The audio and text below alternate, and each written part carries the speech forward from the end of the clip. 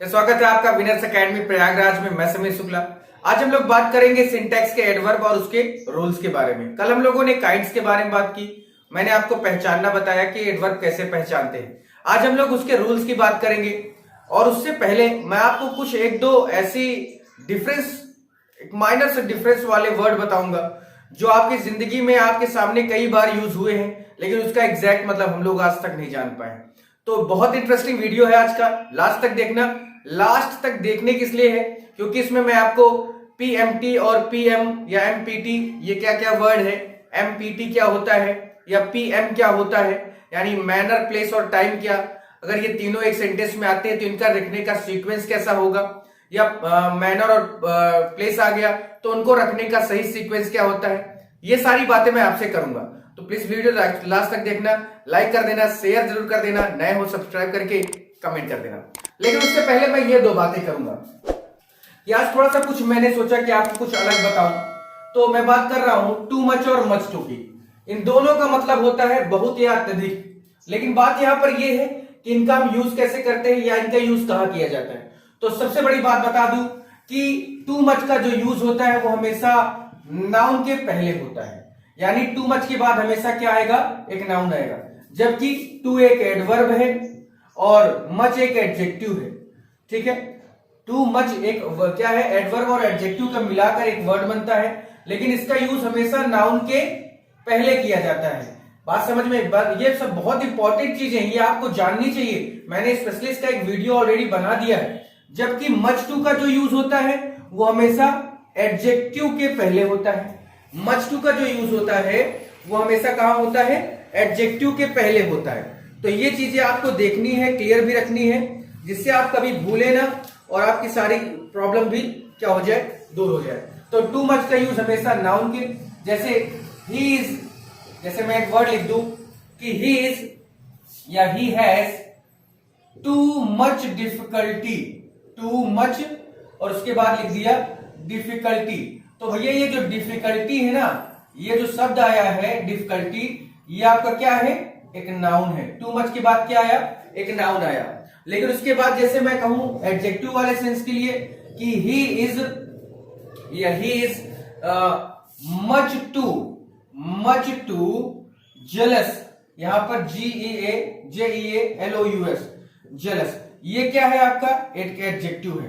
तो इस तरह से हमें डिफरेंस क्रिएट करना आना चाहिए, जिससे एक अच्छी इंग्लिश हमारे पास हो जाए और एक अच्छा वर्ड हम जानते रहें, जिससे हमें कोई भी आदमी कोई भी पूछे तो उसका हम तुरंत जवाब दे सके। क्योंकि ये सब बहुत माइनर सी चीजें, छोटी छोटी चीजें, और अक्सर छोटी छोटी चीजें बहुत बड़ा क्या करती है हमारे साथ, हमारे लिए बहुत बड़ी नुकसानदायक होती है। उसी तरह से एगो और बिफोर दोनों का मतलब होता है पहले, लेकिन एगो का यूज कहां करते हैं और बिफोर का यूज कहां करते हैं। तो एगो का यूज आप हमेशा याद रखेंगे कि एगो का यूज हमेशा आप पास्ट टेंस में करते हैं, जबकि बिफोर का यूज आप हमेशा प्रेजेंट टेंस में पहले के सेंस के लिए करते हैं। ये याद रखना है, ये सब चीजें हमें कभी भूलनी नहीं चाहिए, क्योंकि अगर आप भूल जाते हैं तो बहुत दिक्कत होने वाली है। तो क्लियर हो गया होगा कि एगो का प्रयोग जो होता है वो पास्ट टेंस के लिए होता है, जबकि बिफोर का जो प्रयोग होता है वो हमेशा प्रेजेंट या फ्यूचर टेंस के लिए होता है। अब बात हम लोग करेंगे अपने रूल्स की। जो हम लोग का रूल्स है 5 या 6 इसके इंपॉर्टेंट रूल है। इसमें ज्यादा कुछ आपको पढ़ने के लिए भी नहीं है कि आप बहुत ज्यादा परेशान हो, बहुत ज्यादा आपको दिक्कत हो। तो दो मैंने यहाँ पे टॉपिक आपके सामने रखे हैं। पहला है टू मच और मच टू, और दूसरा है एगो और बिफोर का।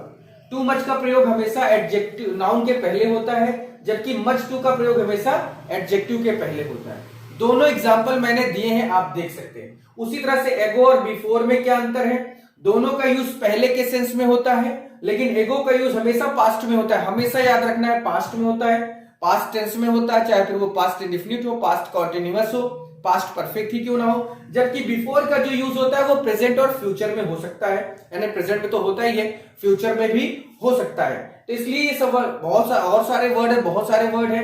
जैसे मैंने स्टिल और येट के बारे में बताया था कि स्टिल का यूज हमेशा अफर्मेटिव सेंटेंस में होता है, जबकि येट का यूज हमेशा निगेटिव सेंटेंस में होता है। दोनों की मीनिंग एक ही होती है, तो भी या अभी भी। तो ये सारी चीजें हमें याद रखनी चाहिए, ये सब चीजें भूलनी नहीं चाहिए, क्योंकि आने वाले समय में जब भी आप तैयारी करने जाएंगे या किसी आप अच्छी जगह पर क्लास कर रहे हैं, किसी अच्छी चीज का तैयारी कर रहे हैं, then you have to know about all the things. आपको ये सारी चीजें जाननी चाहिए। नहीं जानते हैं तो बहुत प्रॉब्लम होगी आपके लिए। अगर आप एसएससी बैंक या एयरफोर्स एनडीए जैसी चीजों के बारे में सोचते हैं तो आपको ये सभी जो छोटे छोटे डिफरेंसेस हैं वो जरूर जानने चाहिए। अब चलते हैं हम लोग अपने अपने रूल्स की ओर। जो रूल है इसका और चलिए पहला रूल है, लेकिन उससे पहले मैंने आपको बताया भी है कि एडवर्ब होता क्या है।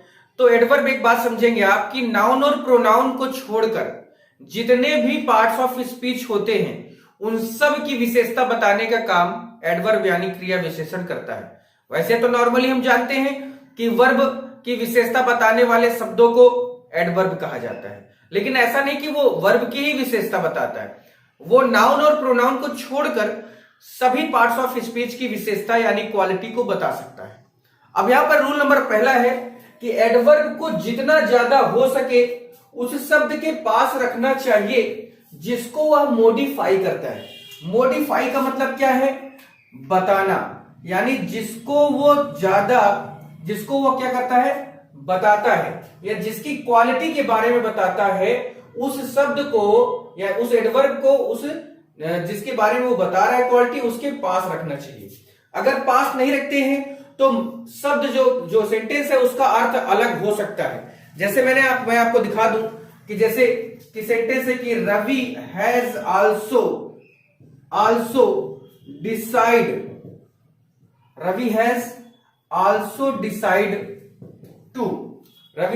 Decide to visit the Taj. अब देखिए ये सही है क्योंकि हमने आल्सो जो रखा है वो रवि के अपने सब्जेक्ट के पास रखा है। लेकिन अगर इसी आल्सो को मैं कहीं और ले जाके रख दूं, जैसे कि Ravi has decided to visit the Taj also. अब यहां पर देखिए दोनों का मतलब अलग हो गया। यहां पर रवि आल्सो डिसाइडेड, रवि ने भी क्या किया? डिसाइड किया ताज में जाने का, ताजमहल देखने का। लेकिन यहां पर है कि रवि ने डिसाइड किया विजिट द ताज आल्सो, यानी यहां पर वो कोई और भी जगह का एक सेंस यहां पर हमें देने की कोशिश कर रहा है। यानी यहां जो आल्सो का प्लेस है वो यहां पर गलत है, यानी इसका क्या हो सकता है? ये उस जो अर्थ है वो पूरी तरह से बदल गया है कि Ravi also decide to visit the Taj और Ravi has decided to visit the Taj also, दोनों में बहुत बड़ा अंतर हो गया है। इसी वजह से कहा जा रहा है कि जो एडवर्ब होता है उसको हमेशा किसके पास रखना चाहिए? जिसके बारे में वो मॉडिफाई करता है। मॉडिफाई यानी डिसाइड को ये मॉडिफाई कर रहा है तो हमेशा कोशिश ये करनी चाहिए कि उसके आसपास रहे। इससे क्या होगा कि वो एडवर्ब पूरी तरह से खुलकर अपनी बातें कह सकेगा या उसकी जो जिसके बारे में वो विशेषता बताने आया है उसकी विशेषता को बता पाएगा। अदरवाइज दूर रख देते हैं या एकदम लास्ट में रखते हैं तो हो सकता है कि उसका अर्थ क्या हो जाए? कुछ अलग हो जाए। ठीक है, तो यहां पर क्लियर हो गया। अब नेक्स्ट रूल की ओर आगे बढ़ते हैं। नेक्स्ट रूल हम लोग का क्या है वो भी देखते हैं। चलिए, हमारा नेक्स्ट रूल है कि यदि किसी वाक्य में, ये बहुत इंपॉर्टेंट रूल है, थोड़ा ध्यान देना इसको हमें, अदरवाइज गलत हो जाता है, ये याद रखना भैया। बहुत इंपॉर्टेंट रूल बताने जा रहा हूं, ये रूल एकदम अलग है, एकदम डिफरेंट है। यदि किसी वाक्य में एडवर्ब ऑफ मैनर, यानी सबसे पहली बात मैनर की हो जाए, ठीक है, या टाइम या प्लेस, ठीक है, एडवर्ब ऑफ मैनर या एडवर्ब ऑफ टाइम या एडवर्ब ऑफ प्लेस का प्रयोग एक साथ एक वाक्य में करना हो तो इनको सही लिखने का सीक्वेंस क्या होगा? इनको सही इनका जो रखने का सीक्वेंस होगा वो क्या होगा? अब देखिए, जैसे मैं पहली बात कर दूं, मैंने यहां पर अभी आंसर उस चीज का नहीं लिखा है, लेकिन ही रोट द लेटर, ठीक है, एट होम, ये क्या हो गया? प्लेस हो गया। क्लियरली क्या हो गया? मैनर हो गया। और यस्टरडे क्या हो गया? टाइम। तो यहां पर प्लेस भी आ रहा है और मैनर भी आ रहा है और टाइम भी आ रहा है, यानी तीनों चीजें आ रही है। और he wrote the letter yesterday, ये टाइम हो गया, क्लियरली मैनर हो गया और एट होम प्लेस हो गया। अब देखिए, पीएमटी बन रहा है और टीएमपी बन रहा है, पीएमटी बन रहा है और टीएमपी बन रहा है। तो एक चीज हमें याद रखना है कि एक सेंटेंस में अगर मैनर की भी बात हो रही है, टाइम की भी बात हो रही है और प्लेस की भी बात हो रही है, तो हमेशा हम एमपीटी का जो क्रम है वो फॉलो करते हैं। करना हो तो एमपीटी का जो क्रम होगा क्रम फॉलो करते हैं, ठीक है, ये याद रखना है। अब एमपीटी का क्रम फॉलो करना है तो अगर इसका हम लोग आंसर लिखते हैं तो ये बनेगा कि नहीं कि ही रोट द लेटर, यहां तक तो सेंटेंस था। अब एम क्या है यानी मैनर, तो मैनर में हम लोग क्या लिखेंगे भैया, clearly, he wrote the letter clearly. उसके बाद क्या लिखेंगे, पी यानी प्लेस, एट होम लिख देंगे। उसके बाद टी यानी हमारा टाइम, तो टाइम क्या था, यस्टरडे था, तो यस्टरडे, YESTERDAY। तो क्लियर हो गया। इस तरह से भी रखना है। अब देखिए एम भी है, पी भी है, ये एम था, ये पी है और ये टी। तो ये याद रखना है कि अगर एक सेंटेंस में मैनर, प्लेस और टाइम की बात हो रही है तो उसको हम एमपीटी के ही सीक्वेंस में रखते हैं, ना कि पीएमटी या टीपीएम या पीटीएम, कुछ भी नहीं रखते। सिर्फ किसमें फॉलो करते हैं, एमपीटी में ही रखते हैं, इसके अलावा और कोई सीक्वेंस नहीं बनता। तो अभी तो मैंने ये बात की 3 जो सीक्वेंस के। अब अगर सेंटेंस में 2 ही आ जाए, यानी आ जाए मैनर आ जाए और प्लेस आ जाए, या मैनर आ जाए या टाइम आ जाए, तो उसका क्या सीक्वेंस होगा वो उसको हम लोग अगले रूल में देखते हैं। यही 2-4 इसके इंपॉर्टेंट रूल है, बाकी इसमें कोई बहुत बड़ा काम हमें नहीं करना होता। इसमें टू और वेरी का प्रयोग भी बताया जाएगा। तो आपको तो ऑलरेडी पता है, आप ट्रांसफॉर्मेशन पढ़ चुके हैं, कई बार आपने टू और वेरी का यूज पढ़ा होगा कि टू मतलब भी बहुत होता है, वेरी का मतलब भी बहुत होता है। जबकि टू का यूज हमेशा निगेटिव सेंस के लिए, यानी कोई चीज आवश्यकता से अधिक जब हो जाती है तो वो टू का यूज करते हैं। जबकि वेरी का यूज कहां करते हैं, एक अच्छी चीज के लिए। तो ही इज टू गुड कभी नहीं बोला जाता, ही इज वेरी गुड बोला जाता है, क्योंकि टू लगाते हैं तो वो आवश्यकता से अधिक है, ज्यादा कुछ ज्यादा ही अच्छा हो जाता है। इसलिए हमें सिर्फ नॉर्मल में उसको अच्छा रखना है, तो ही इज वेरी गुड होता है। तो टू और वेरी का जो यूज होता है वो बहुत नॉर्मल होता है। टू का यूज निगेटिव सेंस देने के लिए, जबकि वेरी का यूज अफर्मेटिव या पॉजिटिव सेंस देने के लिए होता है। हम लोग अगले रूल की बात करते हैं कि जब 2 आपके एडवर्ब ऑफ टाइम हो जाए, एडवर्ब ऑफ मैनर है, तो उसका क्या सीक्वेंस होता है, उसी की बात हम लोग करेंगे अगले रूल में। चलिए देखिए, रूल है कि यदि किसी वाक्य में एडवर्ब ऑफ मैनर या प्लेस को एक साथ एक वाक्य में लिखना हो तो क्रम फॉलो किया जाता है। अभी मैंने क्रम नहीं बताया है, लेकिन यहां पर 2 एडवर्ब की बात हो रही है, एक मैनर की बात हो रही है, एक प्लेस की बात हो रही है। अब इन्हीं को सही क्रम में लिखना है। अब देखो, ही वेंट सीक्रेटली क्या है, मैनर यानी चुपके से, और देयर क्या है, प्लेस, कोई स्थान है, एमपी का टर्न बना है यहां पर। द बॉयज इंटर्ड साइलेंटली क्या है, एक मैनर है साइलेंटली, और द क्लासरूम है प्लेस, तो ये भी एमपी बना। तो याद रखना है कि जब भी मैनर और प्लेस दोनों एक सेंटेंस में हो तो उनको लिखने का सही क्रम क्या होता है, पीएम, यानी प्लेस और मैनर होता है।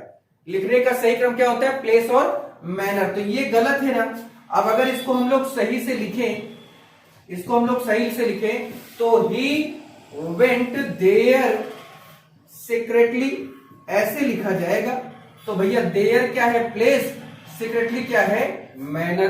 क्लियर हुई बात। उसी तरह से यहां पर अभी जो हम लोग साइलेंटली ये सब लिखे हुए हैं, तो जब इसको आप बनाएंगे तो क्या बनेगा कि द बॉयज इंटर्ड, क्या बनेगा, the boys entered the classroom, ठीक है, द क्लासरूम, क्योंकि पीएम की बात होगी तो पहले प्लेस, यानी द क्लासरूम एक प्लेस है, ठीक है, द क्लासरूम, और फिर उसके बाद कैसे है तो साइलेंटली, तो हमें क्या बनाना है, पीएम।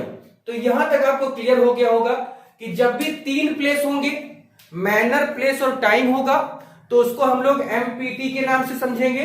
और जब केवल मैनर और प्लेस होगा, टाइम की बात नहीं की जाएगी, जब केवल मैनर और प्लेस होगा तो उसके लिए हम लोग पीएम का सीक्वेंस फॉलो करेंगे, यानी पीएम का क्रम हमें बताना होगा या दिखाना होगा।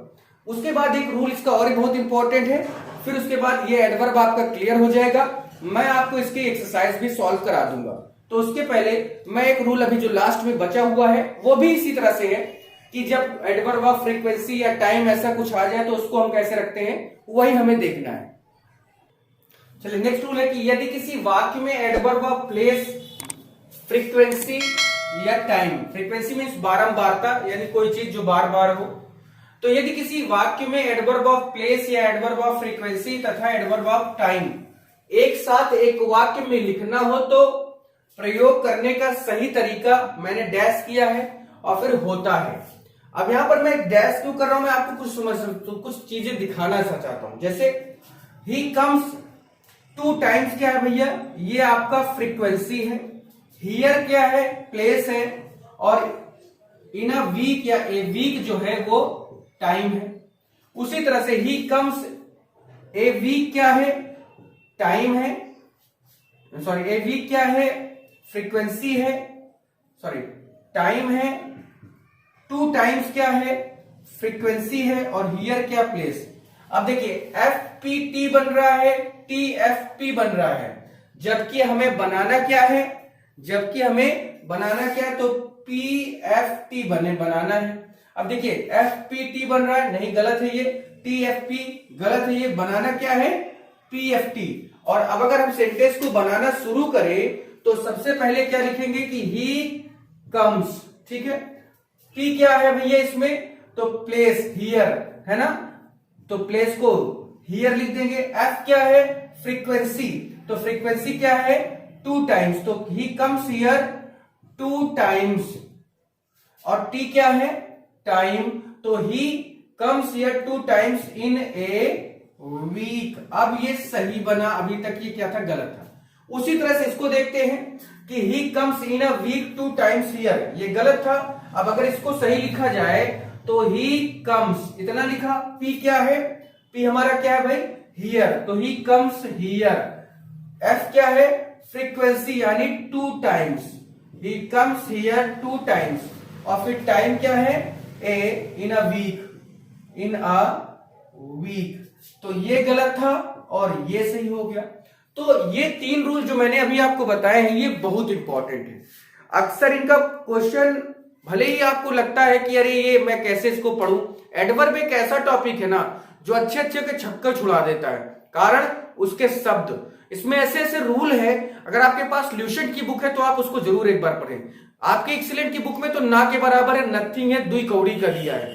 लेकिन जो ये रूल मैंने लिखा है ना, ये आपके एक्सीलेंट की बुक में नहीं मिलेंगे। ये आपको ल्यूसेंट की बुक में खूब अच्छे से बिल्कुल साफ साफ दिख जाएगा, क्योंकि हमें अभी से तैयारी करनी है आगे की। भले ही आप सिंटैक्स से ज्यादा क्वेश्चन, या सिंटैक्स में एडवर्ब से बहुत नाम मात्र का ही क्वेश्चन 2, 4, 6 सालों में पूछा गया है। तो ये मतलब तो ये नहीं ना कि हम इसको भूल जाएं या इसको यूज करना ही बंद कर दें।